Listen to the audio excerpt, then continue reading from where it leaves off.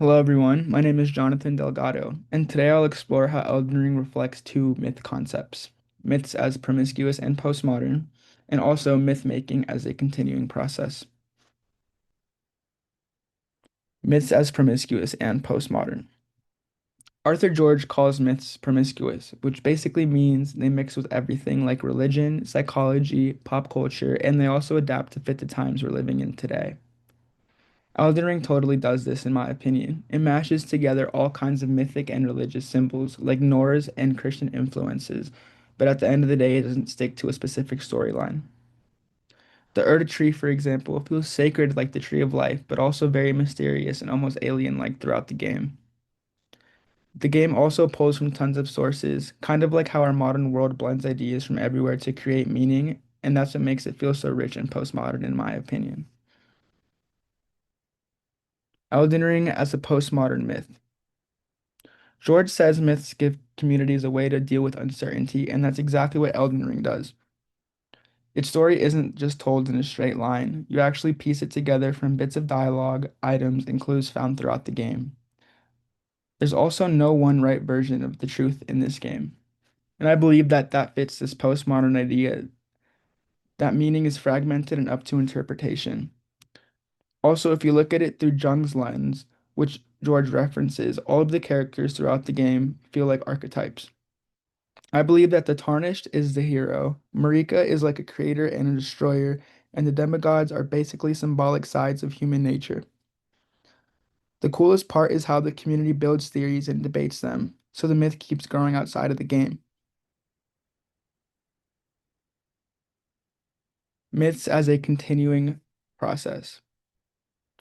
George says myth making never really ends. It just keeps changing to match what's happening in our world.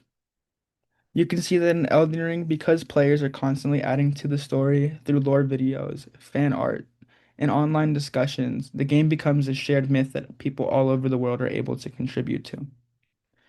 Just like older myths helped people make sense of things like death or fate, Elden Ring helps us explore big questions about ambition, corruption, or even purpose.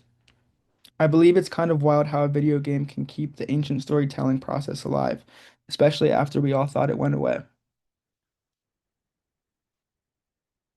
Community and cultural complexes. George also talks about cultural complexes, which are like shared emotions or patterns inside of a group of people. The Elden Ring fandom basically works in this way. It's a modern tribe built around shared symbols and stories. Think about how fans connect through YouTube theories, memes, cosplay, or even speedruns of the game. Those are the rituals and symbols that help keep this myth alive today. It shows how we still use myths to feel connected. Only now it's through screens and communities instead of temples or firesides like they were back in the day. In conclusion, to wrap things up, Elden Ring really shows that myths never really went away. They just found a new life in a modern form of stories and video games.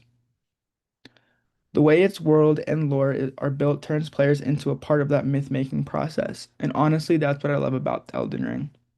It proves that myths are still evolving today, just in a digital form through the games and the communities we build together online. These are some of the references for the online quotes as well as the research that I use for this presentation. And thank you guys so much for sticking around for the presentation. And hopefully, I was able to explain how myths are still alive today. They just take a new form through video games and storytelling. Thank you guys and have a great day.